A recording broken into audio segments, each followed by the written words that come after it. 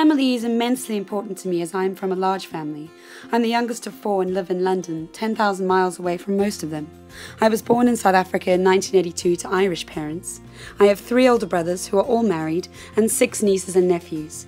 I moved to London in 2005 to study acting and pursue a career. I am lucky that one of my brothers lives in Ireland. However, I do often miss my family very much. My parents immigrated to South Africa from Dublin in Ireland in 1965. In those days, technology was lacking and sometimes it would be weeks or even months before my mum, very young at 21, was able to speak to her family. It must have been very lonely in the beginning. However, they've created an amazing life in South Africa for us, and having experienced how difficult it is to move overseas, I still don't really know how they managed. London, a crazy, amazing, scary town. It can eat you up or make your dreams come true, and often you have no control over it. And that's where the bond of family friendships come in. What are family friendships, you may ask? Well, I find they are a necessary survival tool when you live away from your immediate family. So this is me and my friend Lee, and Lee is part of my family in London. Like many South Africans in London, we find family in friendship, purely because our family is thousands of miles away and it's quite expensive to go home. So you find your friendships becoming really sort of important, and you do make friends that you can turn to at any time, or hopefully you do. Because you know, you can't always have your family around the corner.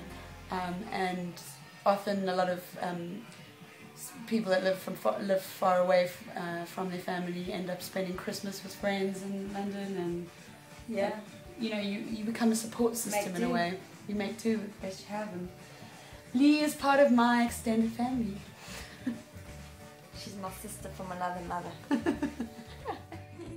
So one thing I've learned since I've been living overseas is just as you would open a bank account or look for a job and a place to live, it's so important to develop your friendships and look after your support systems, because things can come crashing down, but your friends will always be there for you. The best thing about living overseas is when family comes to visit, and Darren was here from Cape Town this weekend. We had so much fun, but this morning he had to go, and my heart broke all over again.